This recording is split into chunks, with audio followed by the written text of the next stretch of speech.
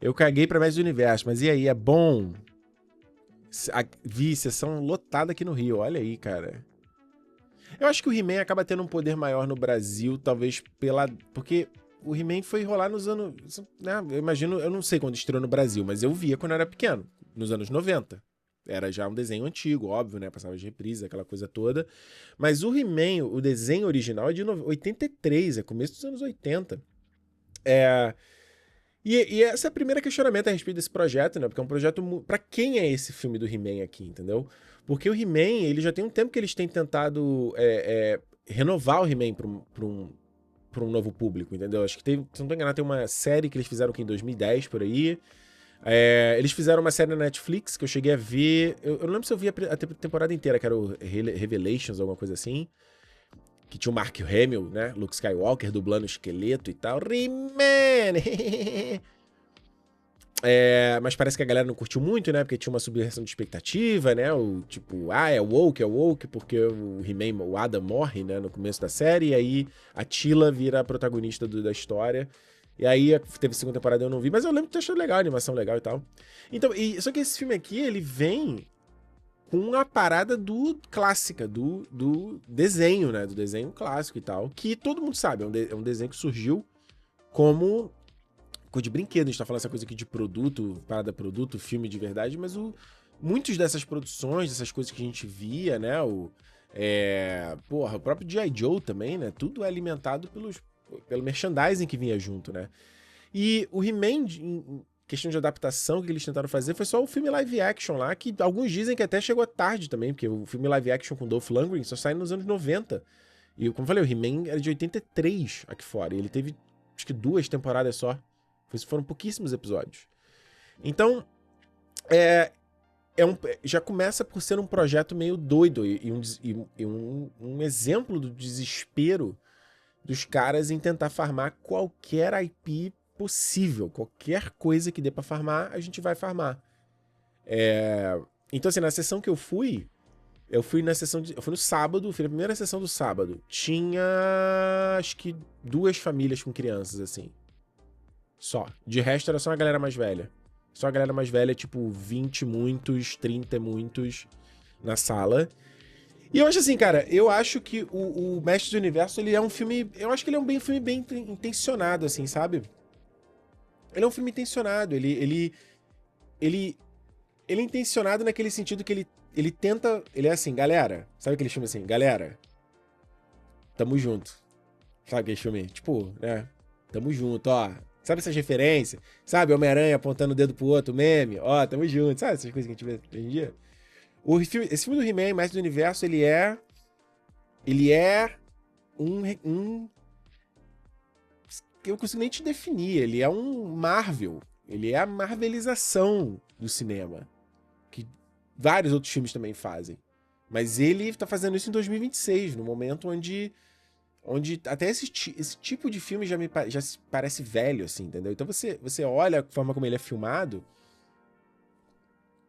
ele parece um filme da Marvel, porra. Então eles fazem todo... Pô, tá vendo? Cara, eu vou fazer a referência ao desenho e tal. É muito, muito doido, cara. Então, você tá apelando pro meu demográfico. A galera da minha idade, da minha faixa de idade, não alimenta cinema mais, cara. Não vai. A galera da minha idade tá em casa vendo filme. Então, assim, esse é um filme bem intencionado, eu acho. Acho que ele tem umas ideias legais.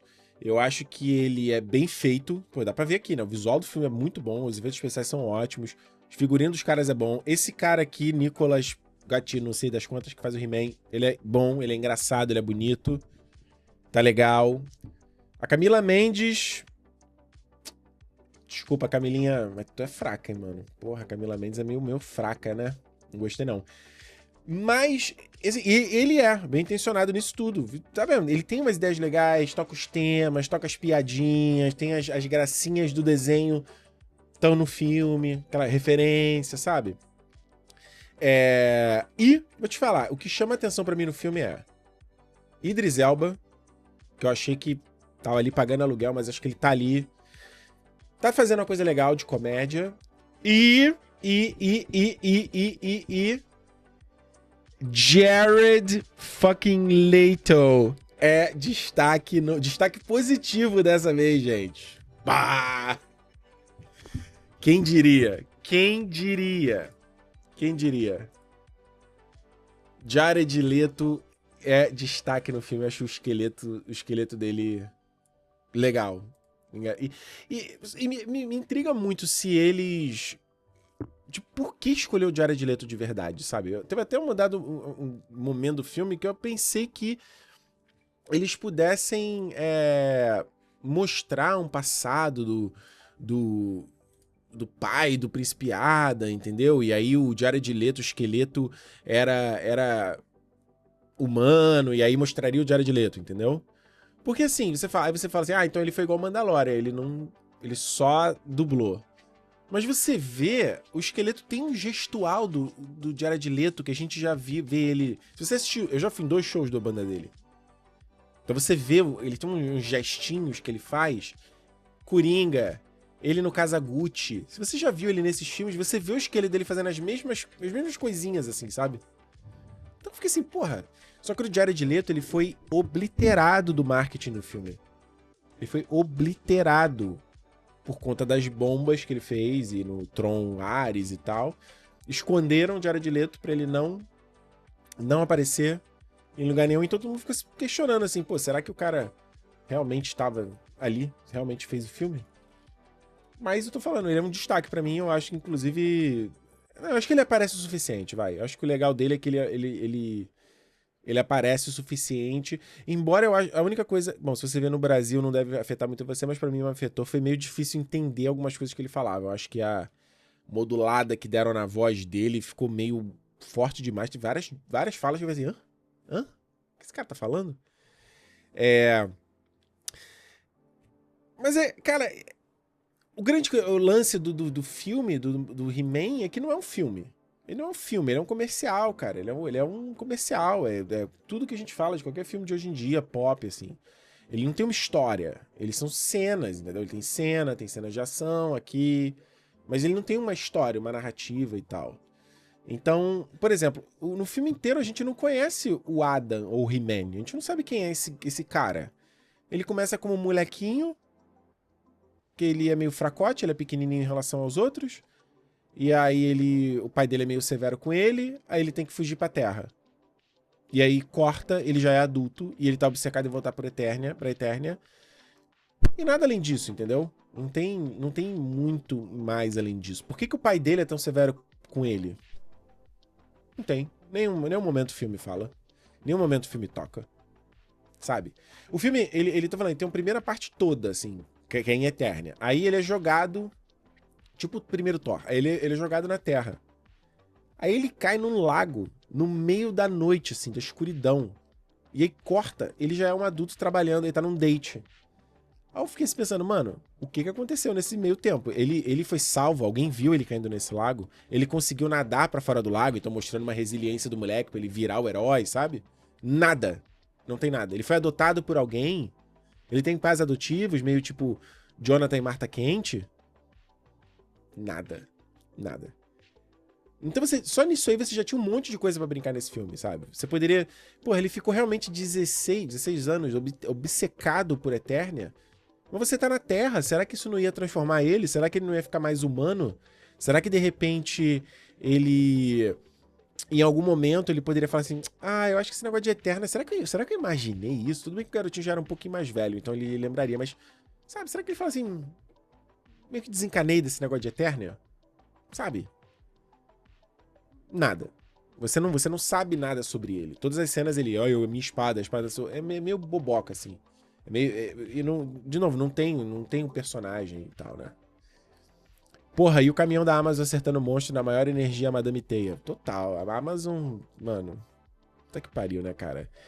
Me dá até uma vontade de mini vômito falar o termo filme da Amazon.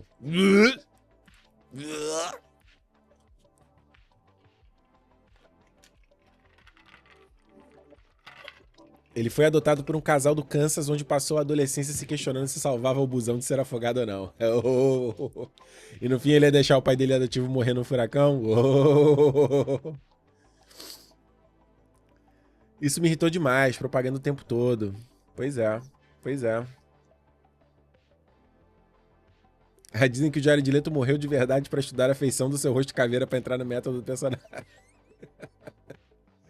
Imagina. Ai, ai. Então eu acho um pouco isso, assim, sabe? Então, aí ele, por exemplo, ele tá obcecado por achar essa espada. Aí ele, por algum motivo, decide postar na internet. Por que ele não postou antes isso? Por que só agora? Entendeu? Decidiu postar na internet. Aí uma pessoa responde: Ah, eu sei onde a sua espada está, eu te dou $300. Aí ele vai encontrar o cara e em nenhum momento. Será que ele vai ter um medo de encontrar? Será que é algum criminoso? Será que ele continua fracótico? Porque ele tá grandão. Os caras tentam esconder o ator, né? Põe uma roupa larga nele, né? Pra ele não parecer forte e tal. Mas você vê, o cara é grande, largo e tal. Isso poderia já ter coisa pra você brincar também agora. Agora ele é um grandão, mas ele continua. Eles tentam fazer isso com a ideia de que ele é um bobão, né? Ele é um grandão, Gentle Giant, tá? Bobão. É. Aí ele chega numa loja e tem uma piadinha lá. Ele chega na loja, que tá no trailer, onde tem a espada lá com o boneco. E é a espada de verdade. Ninguém tenta contextualizar como a espada foi parar ali. O que aconteceu com ela? Onde ela tava? E o cara que falou, eu te digo onde tá a espada por $300. Ele mostra a espada e vai embora. Ele mostra a espada e vai embora, ele não quer mais $300. Aí a Tila vem, resgata o He-Man e eles vão pra Eternia. E aí tu fica assim, ué. Ela diz que a espada mandou um sinal, mas no filme nenhum não tem nada visualmente dizendo que ela mandou um sinal. E aí a Tila vai buscar ele, aí eu fiquei pensando assim, quando isso acontece no filme, eu falei, peraí, mas eles sabiam onde estava o He-Man, então? Porque acho que é só a mãe é a feiticeira vê onde eles mandam o He-Man. Aí eu falei, eles sabem onde tá o He-Man? Então por que eles já não foram buscar o He-Man? Por que ele, necessariamente ele tem que ficar escondido ali pra proteger ele por causa da linha de sucessão? Mas o que o esqueleto quer, na verdade, é a espada. E a espada não necessariamente iria para o Adam. Ela era uma espada do poder. Ela não necessariamente ia ser herdada por ele como lá, sei lá, Narsil lá do Aragorn, entendeu? E isso também é um problema, porque o esqueleto simplesmente aparece uma hora e destrói tudo, e eles em nenhum momento exploram por que ele tá fazendo aquilo ali, por que ele quer a espada do poder. Então, eu tô falando, mesmo se fosse. Você poderia pegar esse filme do mesmo jeito que ele tá, e você só amarrar isso, ó. Eu mostraria o esqueleto numa forma humana dele, pra mostrar que ele foi amaldiçoado por causa da cobiça dele. Sei lá, ele era parceiro do pai do He-Man, aí eles estavam numa missão, aí eles tinham que pegar alguma coisa e o cara, tipo meio Indiana Jones, aí o cara pegou o item pra ele, o item amaldiçoou ele virou esse esqueleto, e só a espada do poder vai trazer ele de volta a ser humano, ou, sei lá, ele precisa dela pra alguma coisa. Então não é, ele só precisa conquistar por causa do castelo de Eterna e tal, não sei o quê. Aí você fala, mas o desenho era assim, show, o desenho não era tão bom, assim, o desenho do He-Man não era tão bom. E você tá fazendo um filme em 2026, pô, você vai copiar um desenho pra crianças dos anos 80, começo dos anos 80? Pô, faça algo melhor, entendeu? Então, é um filme que é igual no cada Marvel, assim. Eu sei, entendo as referências. Opa, hahaha, todo mundo ri igual. Peguei a referência. Mas é o mesmo filme que é igual na Marvel quando tem vergonha de si mesmo. Aí a maneira de você lidar com isso é você fazer gracinha, piadinha, debochar, entendeu? Das coisas. Que tipo assim, você não vai me zoar porque eu já tô me zoando. Porque eu sei que isso aqui é meio ridículo. Aí tem hora que, entendeu? É uma coisa meio contraditória. Você fala, pô, você tá realmente abraçando a obra original e com orgulho, igual lá. Vai lá os atores lá cantando com balão mágico no São Paulo, não foi? Ou é só realmente, é só o comercial, é só bobeira? Enfim, já tem a nossa resposta, entendeu? Algumas horas eu acho que isso funciona, quando ele faz a piada com os outros personagens, né? Os nomes esquisitos de cada um deles. Porque é um mundo mesmo que um filme em si live action não tem muito como. Pô, você faz um filme live action, a suspensão de descrença que a gente tem com o filme live action é diferente. Então, todo o fato das esquisitices dos personagens e da coisa da tecnologia com uma coisa medieval, nada muito disso é explorado, sabe? Tem o mundo de Eternia, uma hora o mundo de Eternia tá todo destruído por causa lá do esqueleto ficou 16 anos, sei lá, 18 anos aqui dominando, mas a gente não vê o dia a dia das pessoas ou nada que sabe, cimente os alicerces do filme, sabe? E isso, não, mas isso é um filme pop. Não, não precisa dessas coisas. Precisa sim, porque isso é básico de filme. Independente se o filme é pop, independente do que pra ele é, eu acho que se faz esse tipo de comentário, esse tipo de pensamento, é muito arrogante, eu acho, sabe? De que só porque é uma parada mais pop, uma parada mais pra todo mundo, ele não pode ser bem feito, ele não pode ter algum cuidado, ele não pode de fato contar uma história. Então é o que eu tô falando aqui pra vocês, assim, você termina o filme sem conhecer o personagem Adam He-Man. Quem de fato ele é, o que que ele de fato ele quer, por que que ele de fato ele queria voltar tanto, por que, sabe? É só porque ele quer, é só porque é a espada do poder, é só porque esse cara é o vilão. E tudo isso é muito, muito velho, muito pobre, sabe? Então, assim, não é um filme ruim de ver, é divertidinho, só acho muito longo, o filme tem 2 horas e 20, é muito, muito longo. Esse filme tinha que ser 1h50 no máximo. 2 horas no máximo, no máximo. Então, 2 horas e 20 é muita coisa, assim, sabe? Muita, muita coisa. O desenho era galhofa, o filme não podia se levar a sério. Mas eu não tô falando pra ele se levar a sério. O filme não podia se levar a sério. E todos os exemplos que eu dei aqui não tem nada a ver sobre levar a sério. Mas o filme poderia contar uma história. Ele poderia tentar te falar, básico de história. Chamar a jornada do herói, o herói tem chamado pra uma aventura, aí ele recusa o chamado, aí ele tem um mentor, aí ele tem uma jornada de transformação, ele vai ter um desafio que ele tem que sobrepujar. Não tem nada de levar a sério aqui. Isso é básico de storytelling. Básico. Isso é o simples. Só que a questão é que os filmes hoje em dia, eles não precisam fazer isso para o filme dar bilheteria. E não precisa. Porque as pessoas não acho que se acostumaram com isso, entendeu? As pessoas vão e eu vi alguns aqui, obviamente, o que a gente vê em internet não é verdade, né? Você vê as pessoas felizes, emocionadas. Eu não acredito em nada disso. Eu acho que às vezes é só palhaçada pra aparecer. Ai, fiquei tão emocionada. Ai, ai. Emocionar com o quê, cara? Ai, pelo amor de Deus. Porra, você viu esse desenho quando era criança? É porque tocou tan tan tan tan tan tan tan tan.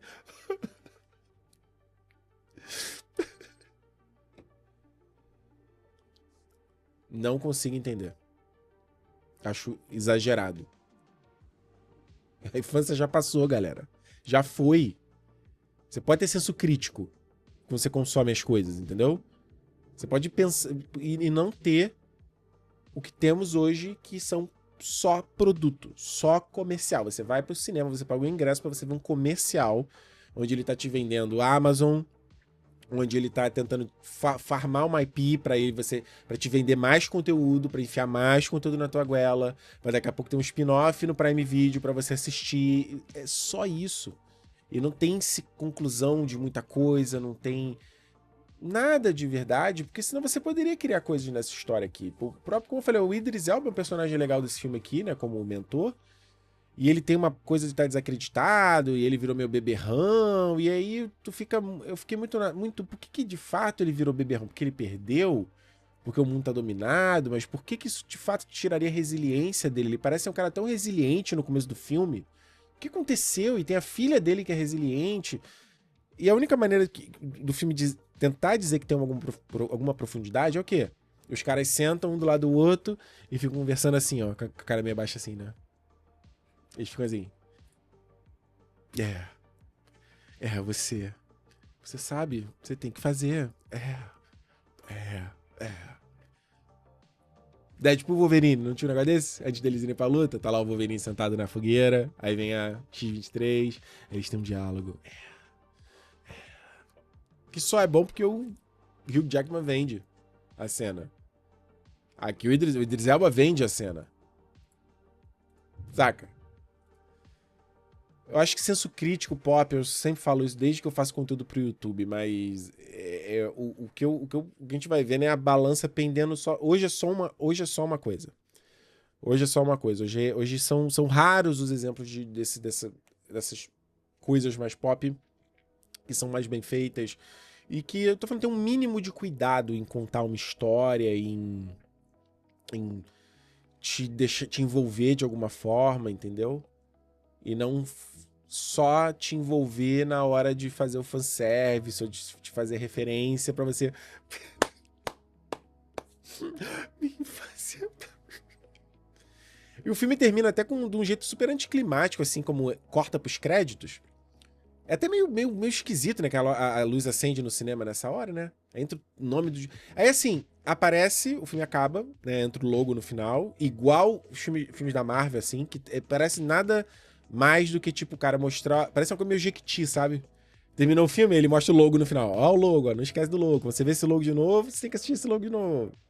Aí aparece o nome do diretor, aí já tem uma cena pós-créditos, cara, que entra em, tipo, 5 segundos de filme, assim. Os caras... É tanta ansiedade que nem 5 segundos eu posso esperar, né? Ele não podia ter esperado, sei lá, o filme terminar. Passar os créditos, alguma coisa assim, entendeu? E ele faz traz uma referência também dos desenhos na cena pós-créditos que não tem qualquer contexto pra quem tá vendo o filme. Qualquer contexto. Se você tá vendo o filme, eu não falei que tinha criança na sessão que eu fui ver? Aquelas crianças não entenderam absolutamente nada daquela cena ali.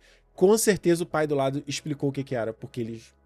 E o pai deve ficar assim, não, então, aquilo... Aí a criança assim, tipo, ok, boomer, ok, Mó vibe, sabe? E aquela coisa de, tipo, já, tipo, da cena pós-crédito, né, assim, pista pra próximo filme, já começa a botar ali um novo personagem, né? E aí, quem já viu sabe, né? É isso aí.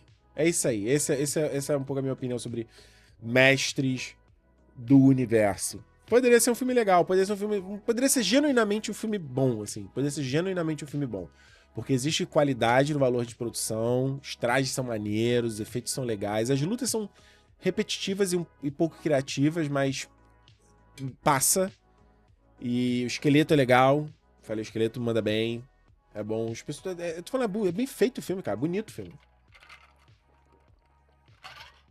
Não tem pouco pacato no filme. Vou fazer aqui a crítica. Tem pouco pacato no filme. Ai, ai.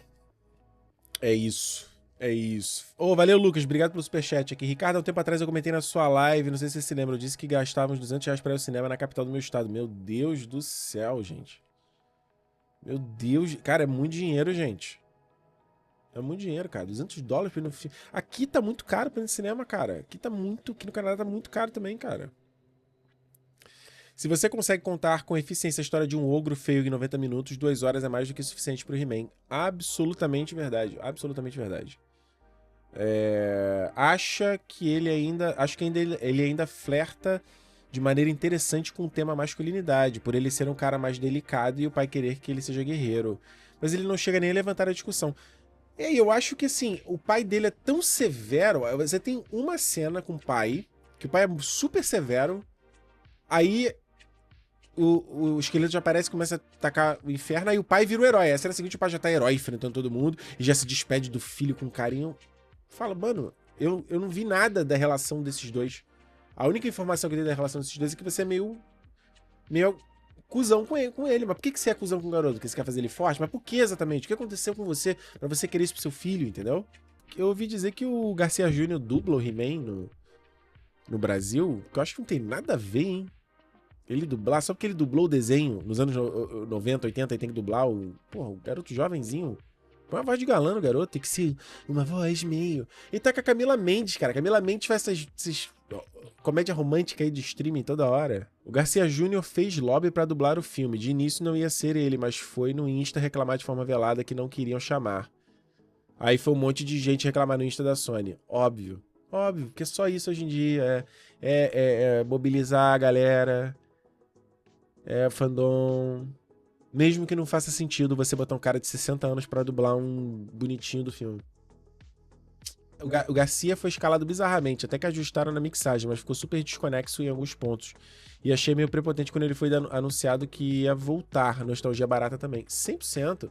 Mas, cara, essa coisa de você botar galera chamando turma do Balão Mágico pra cantar He-Man, lá. Eu fico com a vergonha dos atores vendo Os gringos indo pro Brasil vendo isso falando, meu Deus do céu, quem que é essa galera aqui, cara? A voz do He-Man voltou. Ai, meu Deus. Eu tenho a força!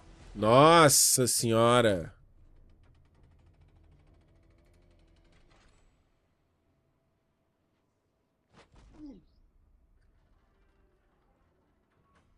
Eu sei que a maioria de vocês não lembra de mim. Mas eu conheço vocês. Ah, ele até aí não tá tão ruim, não. Eu gosto do Garcia Júnior, tá? Como dublador, não me entenda errado, tá? Eu gosto dele.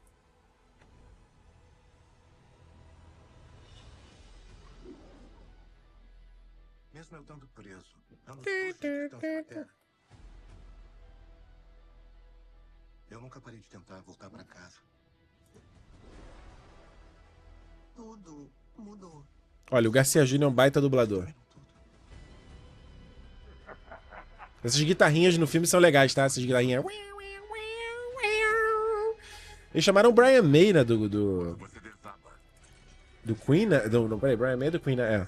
Pra fazer o tema. Tum, tum, tum, tum, tum, tum. Aí ele faz a voz assim.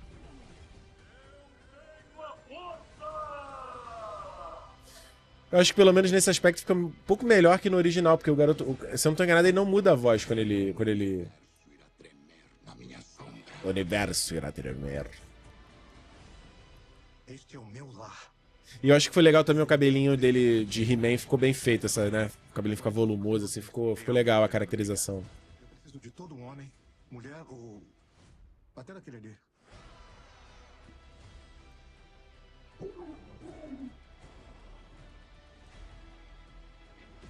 É, não pareceu ruim a dublagem não, tá? Pareceu ruim não.